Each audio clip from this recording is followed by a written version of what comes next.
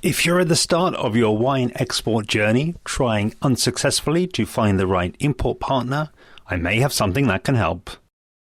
As host of Interpreting Wine, I've interviewed 166 winemakers, 20 masters of wine, 26 international sommeliers, and 31 importers from the UK, US, and Austria.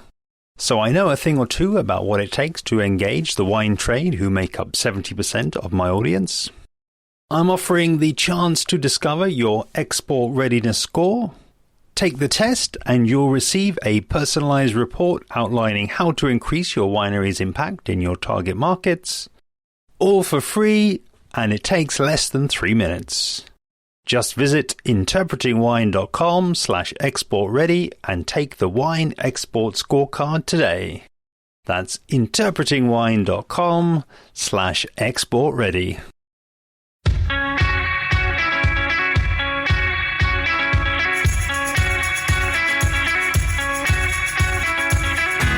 I'm Lawrence Francis, host of Interpreting Wine podcast, the place to learn from thought leaders in the world of wine and marketing.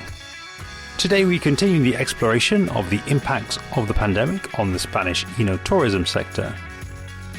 Maria de Simón Baranda is uniquely placed to speak on the topic, holding the dual roles of President of Ruta del Vino de Rioja Alavesa and Head of Administration for a boutique regional winery, Viñedos y Bodegas de la Marquesa Valserrano. We hear the story of her transition into working for the family winery. She gives us a Rioja Alavesa enotourism overview.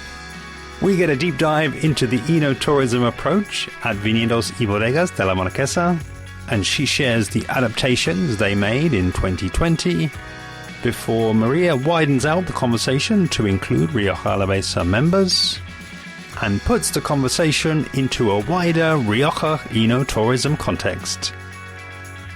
Enjoy. From the beginning, our family, our parents, they didn't want us they didn't force us to start working at the winery right away. So they let us study whatever we wanted.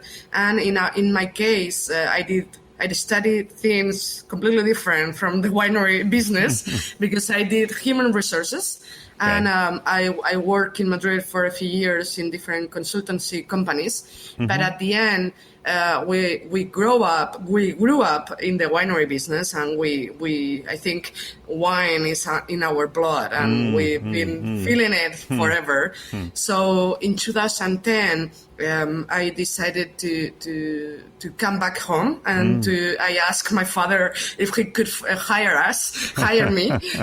It was hard. I mean, don't believe it, but it was a little bit hard. No, I'm kidding. But so I started to work in January 2010, and obviously I didn't know anything about wine. So since then, I have done many different wine courses, courses about everything related to the winery. It's true that I am more in charge of business and administration, so I don't need to know how to do a wine, but I need to know how to do the papers to be able to sell it.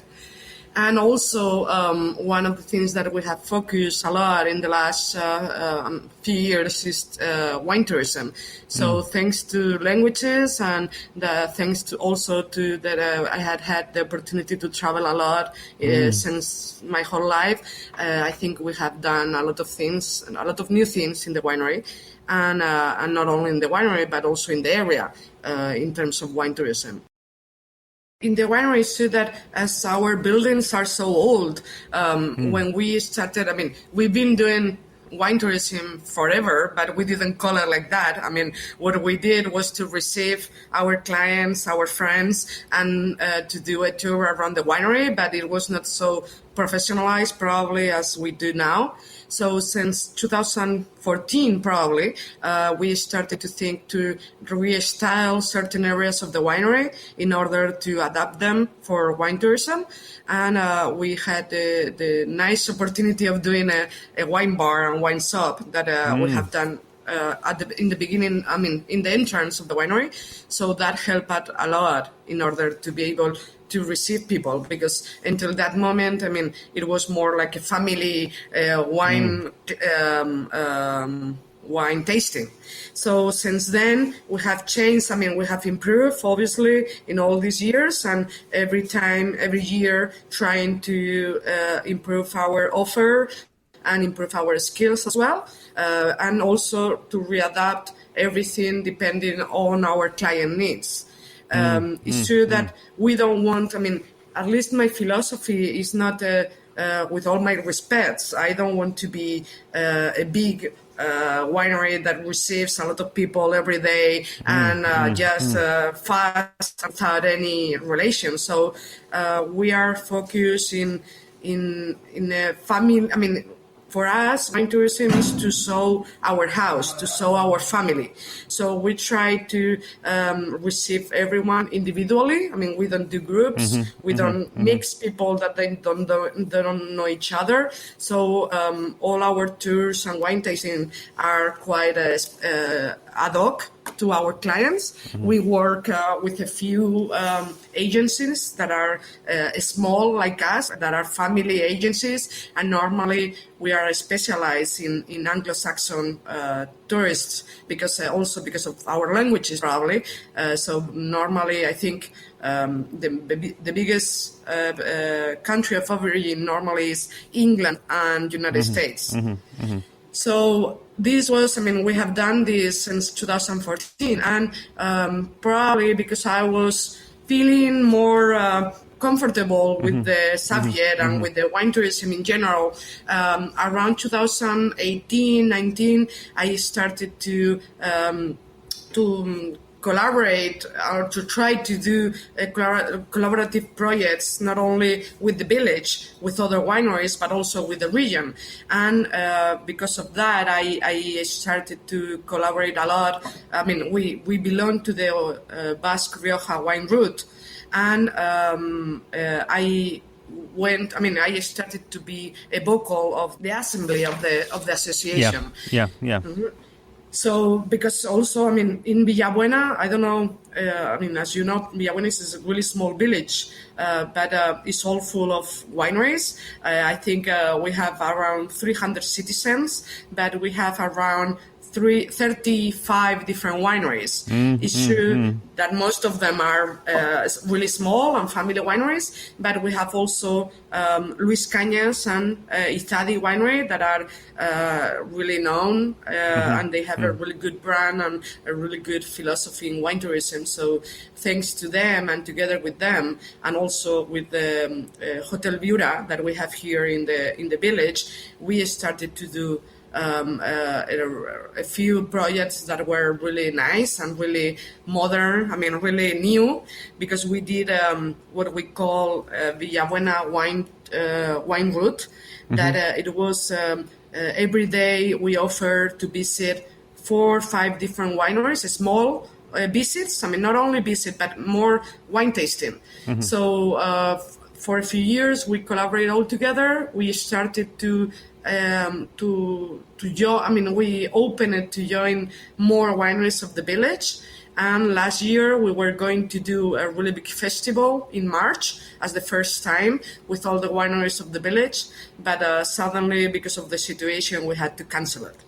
So with regards to the Rioja Alavesa wine route, we belong to the Rioja wine region, but as you know, the DOC Rioja is also divided into 3 sub-regions, and the 3 of them have also, apart from the control board, because it has nothing to do, they have 3 associations in order to promote and to run the wine tourism. So in Rioja Alavesa, it's called La Ruta del Vino de Rioja Alavesa, the Basque Rioja wine route, and it was created in 2006.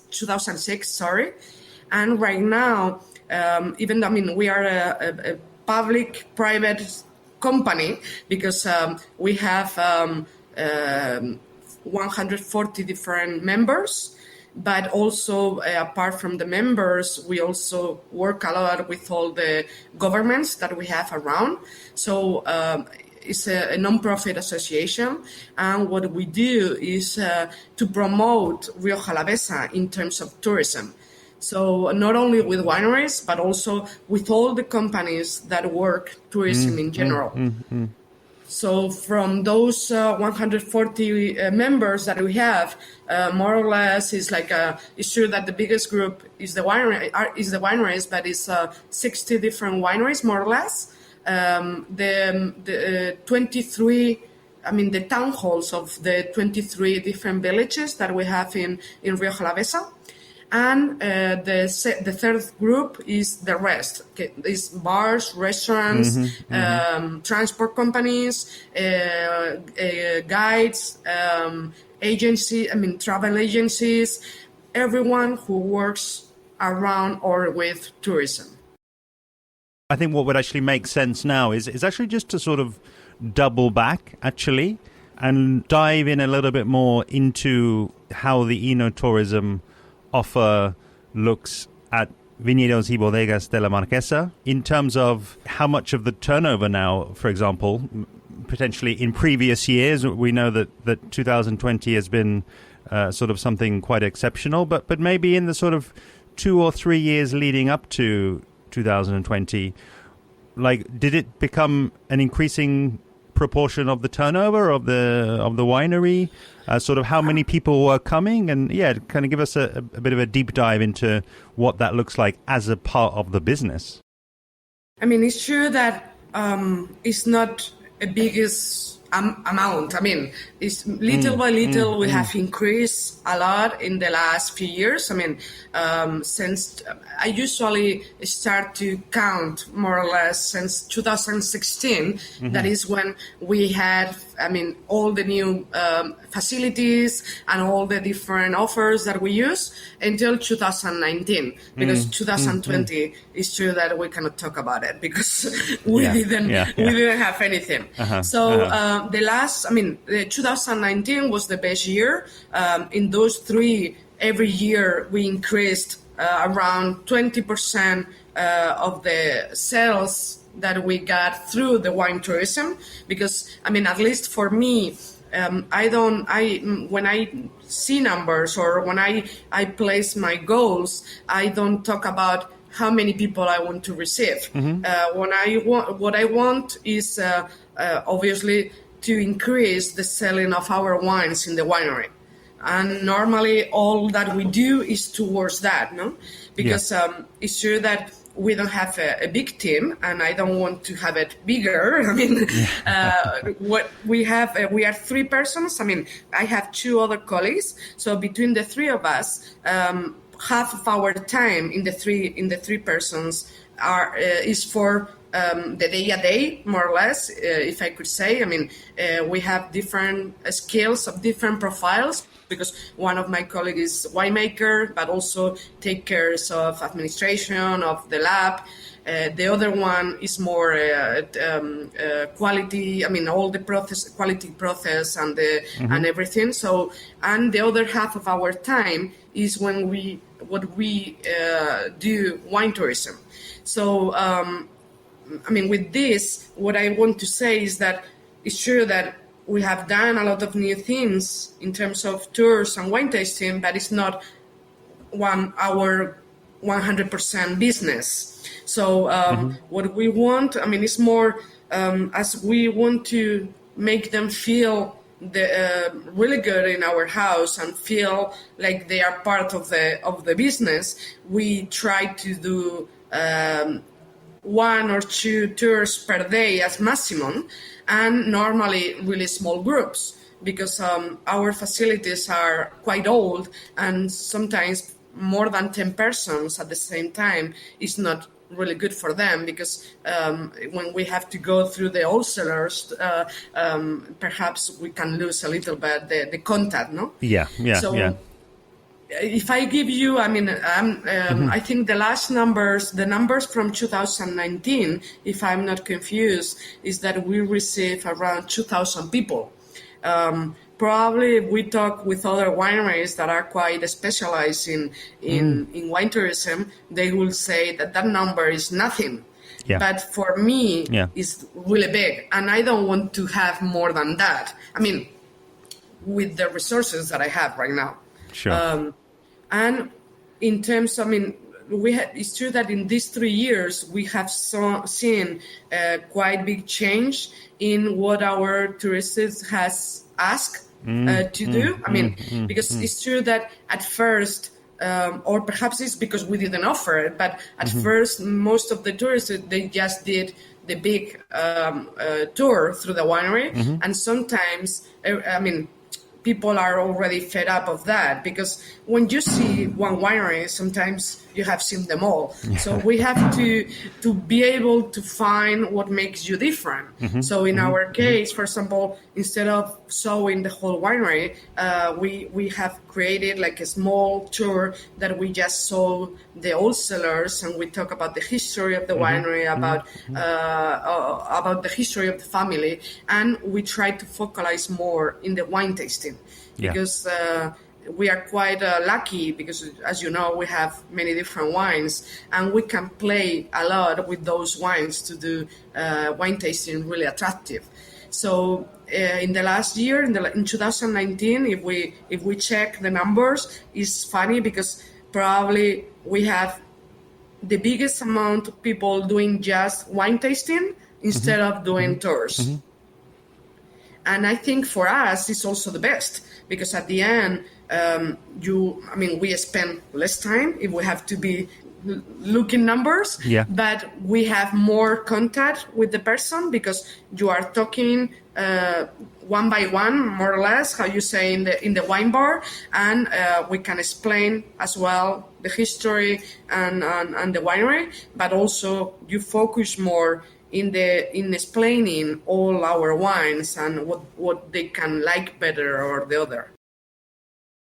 What you were talking about earlier, and it totally makes sense. I think I think you were referring to you as a team having the language skills to give those different types of tour in English, and then also explain the wines, explain all of the processes in English, and potentially that being kind of your target market in a way.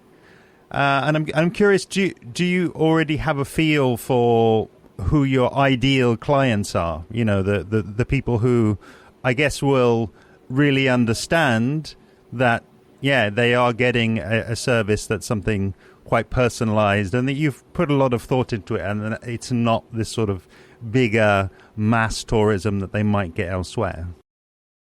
We don't usually receive a lot of people from Spain. It's true. It's a little bit sad to say it, but it's true that normally in Spain they don't give so much importance to what you have just said, to personalize wine tasting or just being with your friends.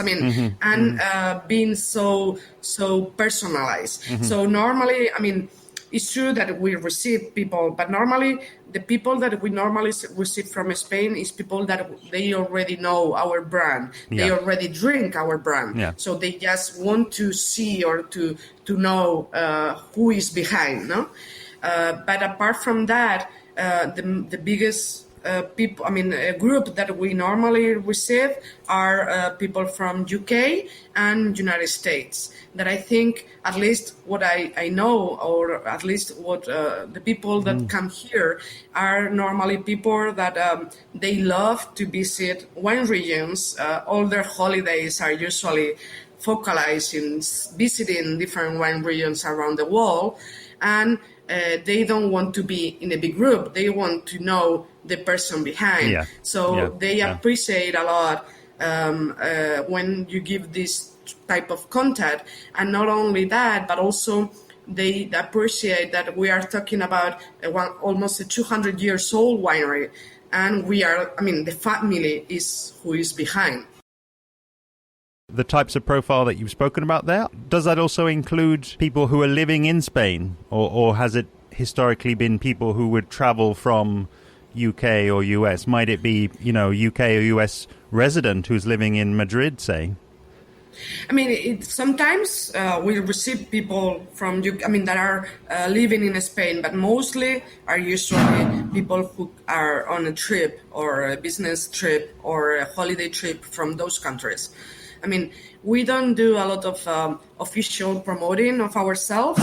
So normally our strategy is to work with 4 or 5 different small agencies, and that they work 100% with people from United States, UK, or Europe. So they come with the groups, and normally also the profile that they have is more or less the same as us.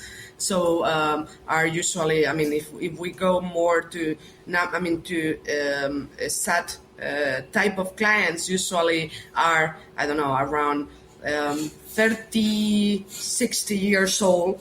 Most of it couples, sometimes couples with children, but most of the times are usually couples that they come to visit to Spain, and they go first to Madrid, Barcelona, and afterwards a few days to Basque Country. And most of the times, usually they go to Bilbao, the San Sebastian, that are usually the biggest known cities, but they spend also a few days in Rioja or in Rioja Alavesa. This is great because it's giving me and it's giving the listener that kind of deep dive into, as I say, into your day to day, and really, I feel like there's so much more that I would like to ask you about your own offering, and maybe the best thing is actually for me just to come over when we're able to travel and to see that and experience that for myself, and to you are welcome whenever you want. Thank you. But something that I think would hopefully help you, Maria, and I think would be really interesting for me, and I think really interesting for the listener.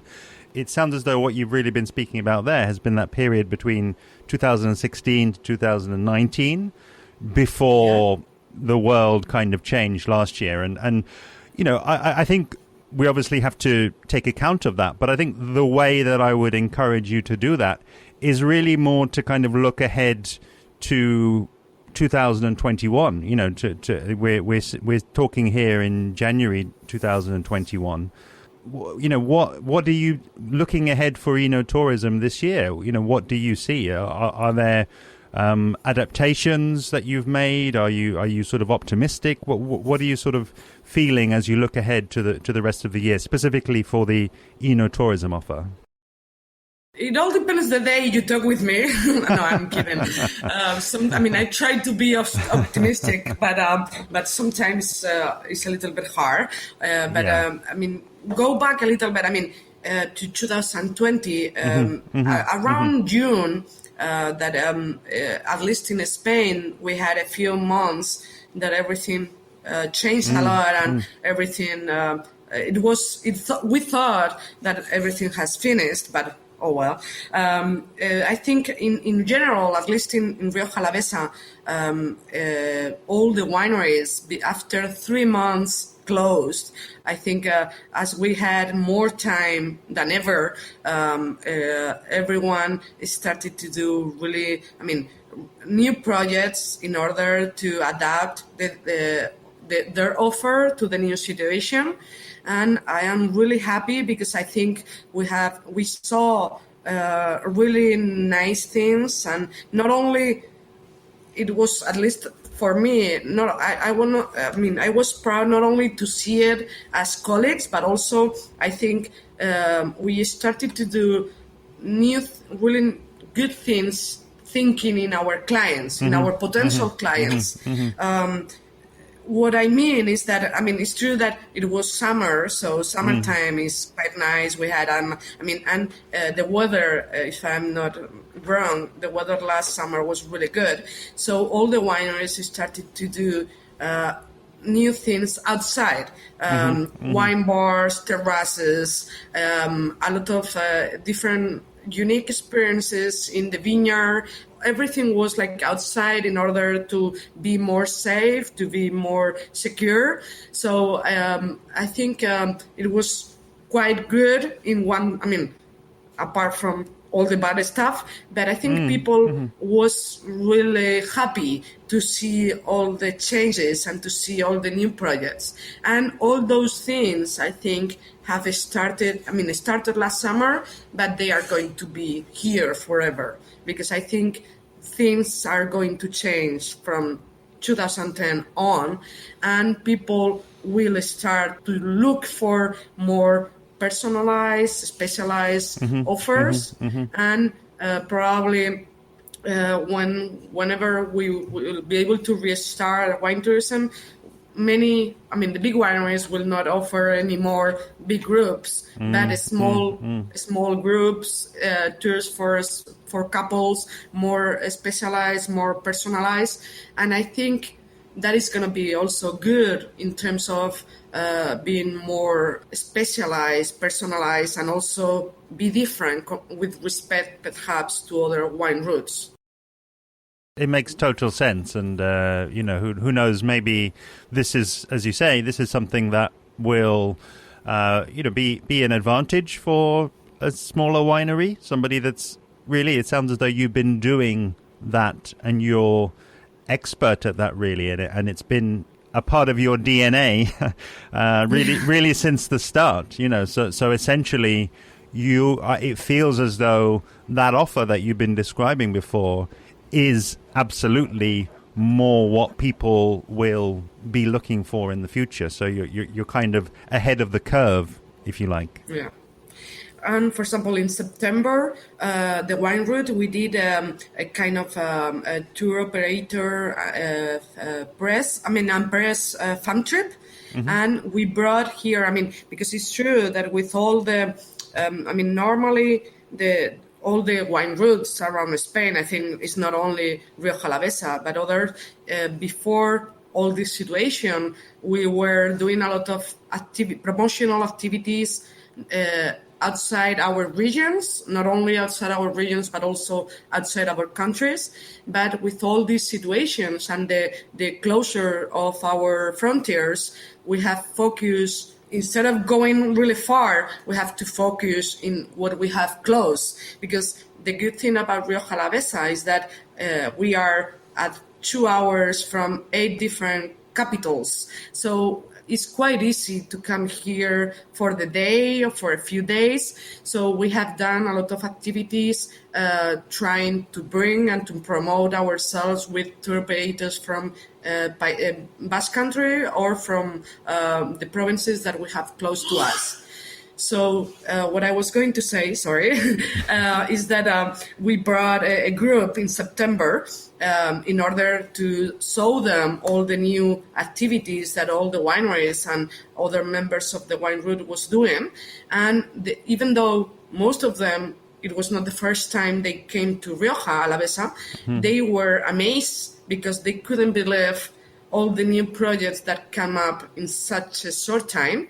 And we did like a kind of workshop with them because we wanted to know what they were expecting from a wine route to adapt for the new situation, what we could do to readapt. And I remember that I couldn't think of that answer, but most of them told us, it's better to stay quiet a little bit. Don't do too many changes because day by day everything is changing. So it's better perhaps to stay quiet 2020 and in 2021 seeing whatever we see after all this to readapt 100%. Why I'm excited to be speaking with you today is that you've got the in-depth knowledge of a single producer, but then you've also got, I think, a slightly broader perspective with your role looking at the overall wine route in Rioja Alavesa. And I'm just curious, those producers, maybe in Rioja Alavesa, those sort of 60 or so member wineries, I'm curious, were they able to, in some way, really cushion the blow of that lost revenue coming from visitor numbers? Because I think it is great to welcome people to the winery, But then, as you've already said, there's an associated fee, and then people will want to buy wine to take away. It can, for any winery, and I think for this type of profile of winery, that can be a big loss if you're going to take it all away in one. So how did the wineries treat that, and how did they try to fill that gap? I mean, it's true, it has been quite hard for everyone. And our sector, I mean, tourism in general, and wine tourism in particular, it has suffered a lot. I mean, most of it's true that the good thing about the wineries is that apart from wine tourism, we do wine. So we didn't have to close. And also, being a wine, we were in Spain. I don't know if it happened the same thing in UK, but in Spain, the government qualify us as essential businesses. Yeah. So they didn't force us to close. But it's true that for many months, we couldn't receive people. Most of the wineries who have a big team only doing wine tourism, they couldn't work for many months, or perhaps they were doing more backstage work, preparing new projects, preparing new things. So, or also in some cases, I know that they reestablish the people from wine tourism to other areas of the winery in order to be able to keep working.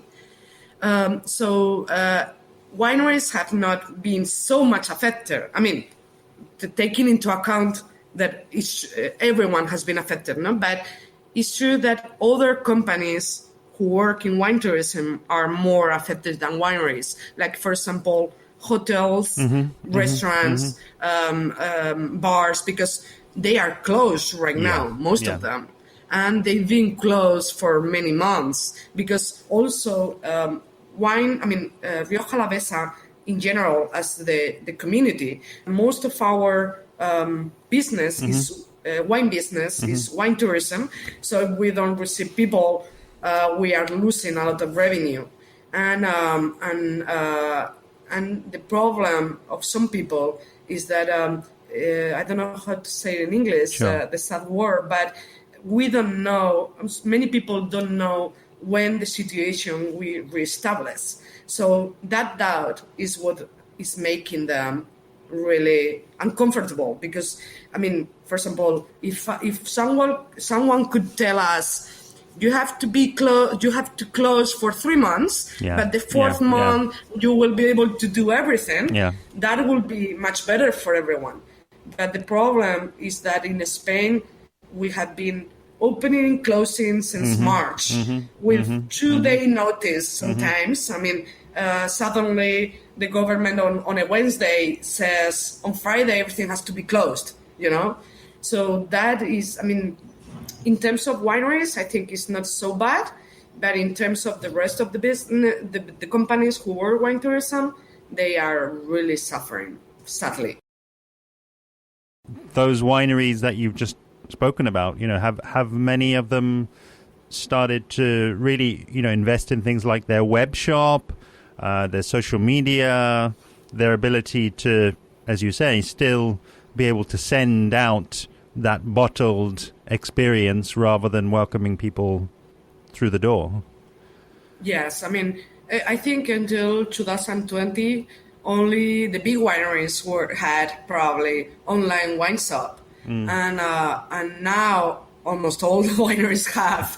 And it's true that it's difficult, obviously, because it needs. I mean, there are so many wineries around and so many different wines that to start now is more difficult than perhaps the wineries we started a few years ago. But little by little, I think all the wineries, even the smallest, have readapt really well.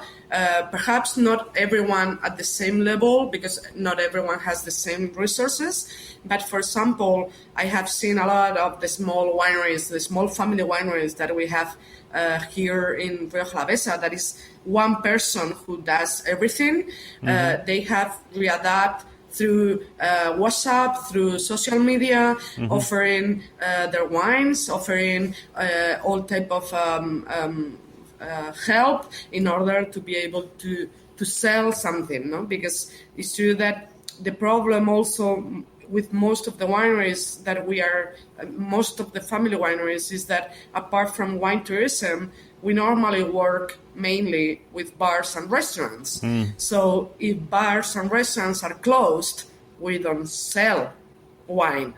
So that is why also everyone has started to focus a lot in creating like a three line of business, we could say, that is more focused in online and in particular clients.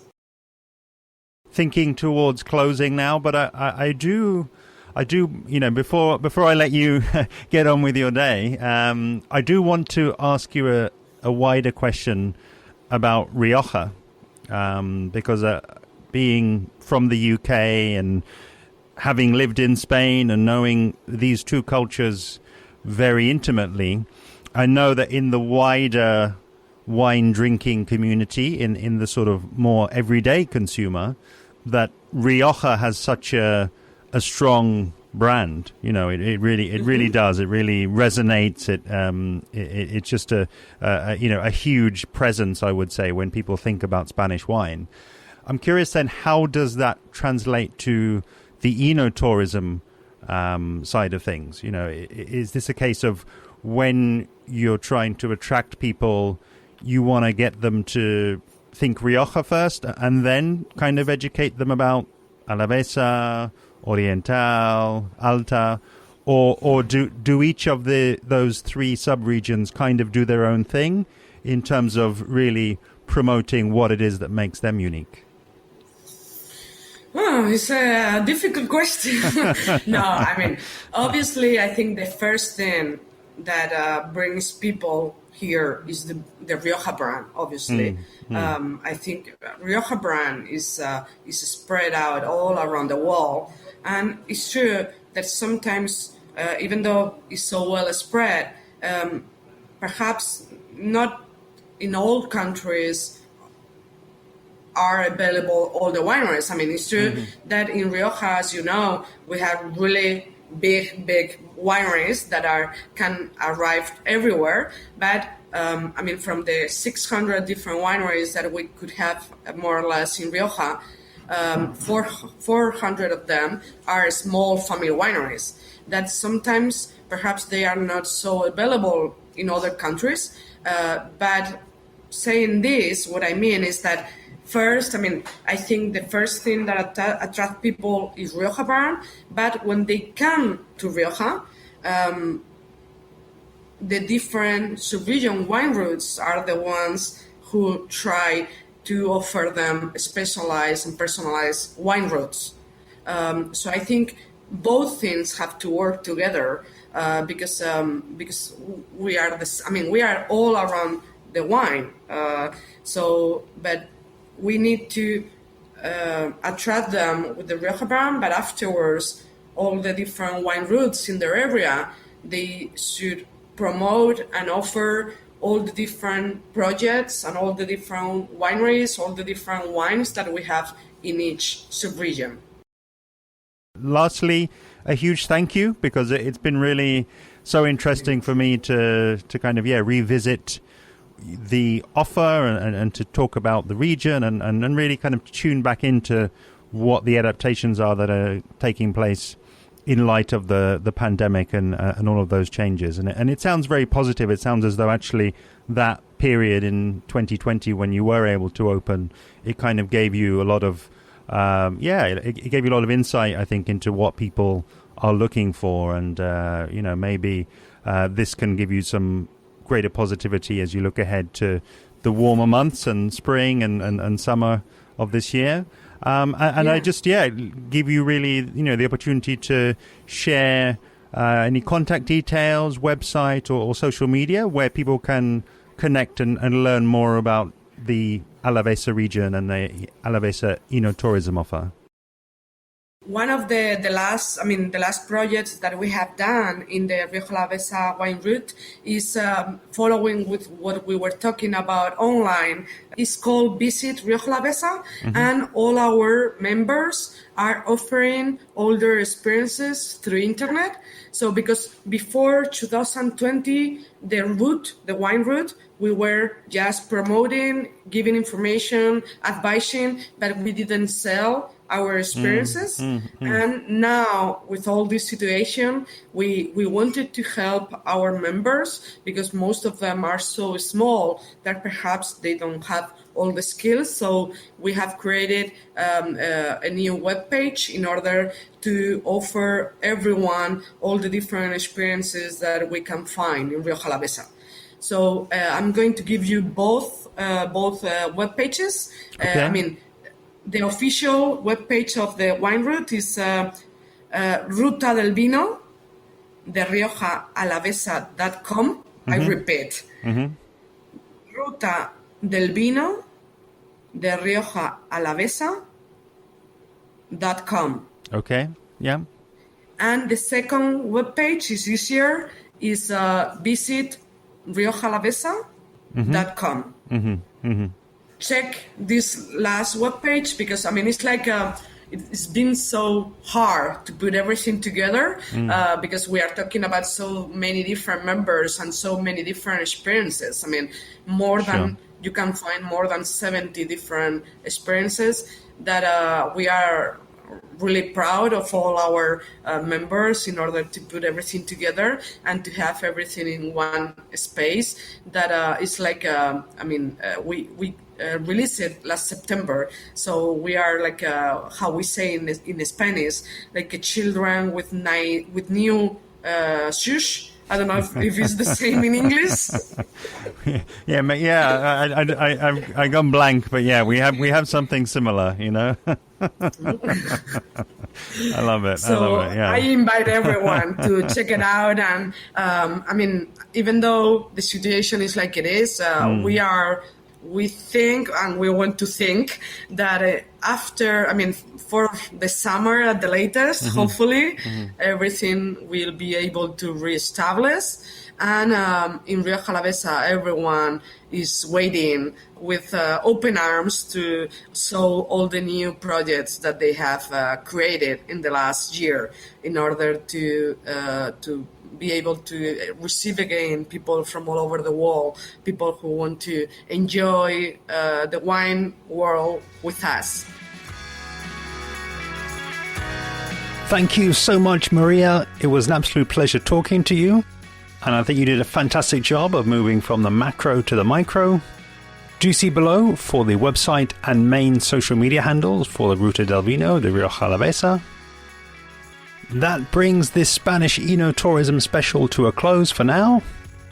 Make sure you are subscribed to Interpreting Wine Podcast to be alerted when the next series goes live.